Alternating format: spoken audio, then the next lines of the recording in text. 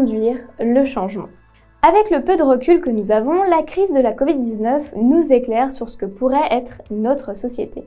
Il est vrai que les choses ne sont pas changées et le balancier n'a pas encore trouvé sa position d'équilibre. Ainsi, dans le monde du travail, on voit se tracer des lignes de force que l'on pourrait à gros traits résumer par la fin de la fameuse règle classique, unité de lieu, de temps et d'action. L'articulation des temps entre vie professionnelle et vie personnelle s'estompe. On constate un changement du rapport au temps avec l'usage différent des modes de transport. Éviter les heures de pointe dans les transports en commun, privilégier le vélo, même pour des trajets relativement longs. La frontière entre le bureau et le domicile se réduit et même disparaît à cause du télétravail. Grâce au travail à distance, on peut être sur plusieurs fronts en même temps, ce que le présentiel ne permet pas.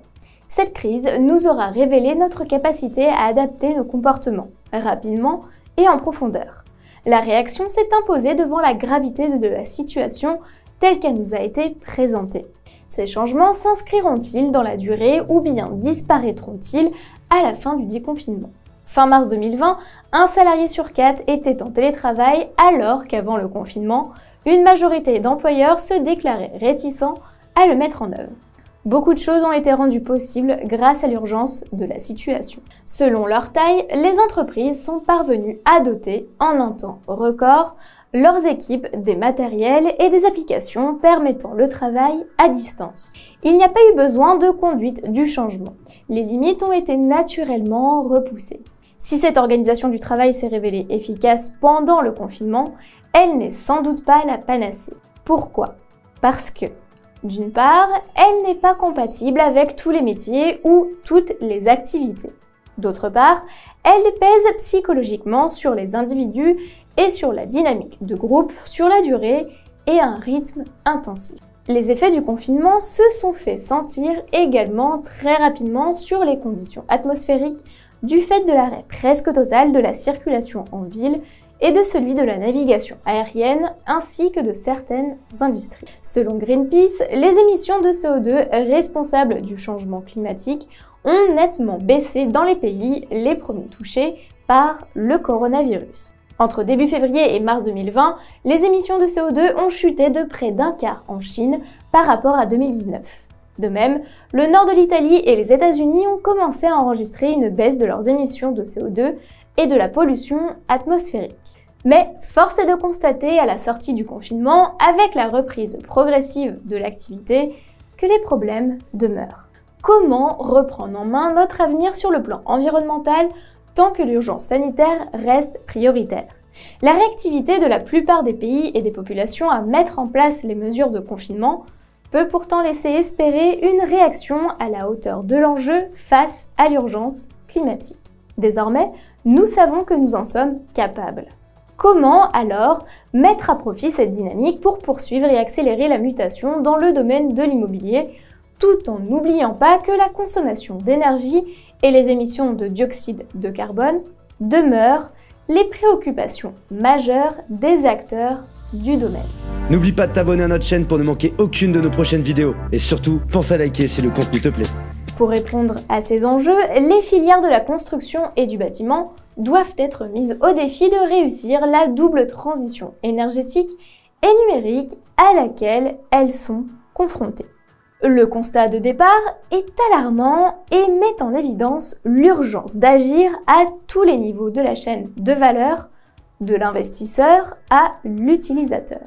À chacune de ces strates, la prise de conscience que le temps presse et que des solutions existent qui doivent être mises en œuvre rapidement et déterminante.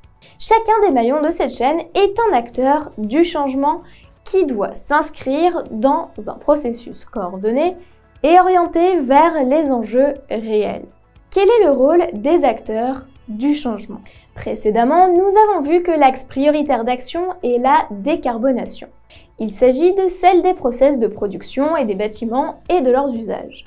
Le bâtiment génère 30% des émissions de gaz à effet de serre en France, dont 19% représentant majoritairement le chauffage des locaux tertiaires et résidentiels. Les objectifs fixés pour 2030 représentent un défi auquel doivent faire face les acteurs de la filière qui deviennent du même coup les premiers responsables de la bascule devant être opérée. La réglementation en évolution constante est complexe et représente une affaire de professionnels, tant sur le plan des solutions techniques que sur les aspects administratifs. Obtention des aides, permis de construire et autorisation de travaux. Aussi, on comprend également que même très averti, un particulier ait besoin des professionnels de la construction et du bâtiment pour définir ses besoins et choisir les solutions techniques à mettre en œuvre. La situation est identique dans l'immobilier d'entreprise. La chaîne de valeur du bâtiment intègre un nombre très important d'intervenants, tous impliqués à des degrés divers dans la transition énergétique et numérique. Les utilisateurs et les maîtres d'ouvrage se trouvent au cœur du dispositif. Autour d'eux opèrent les maîtres d'œuvre, les entreprises du bâtiment, les artisans et les investisseurs sans qui rien n'est possible. Tous agissent dans un cadre réglementaire et normatif de plus en plus précis et contraignant, non seulement sous le contrôle d'organismes certificateurs, mais également sous le coup des règles et des politiques d'urbanisme. Cette chaîne s'élargit à beaucoup d'autres acteurs. Des diagnostiqueurs, des experts géomètres et immobiliers, des responsables des services généraux, des gestionnaires locatifs, des planificateurs d'espace et des acteurs de l'immobilier.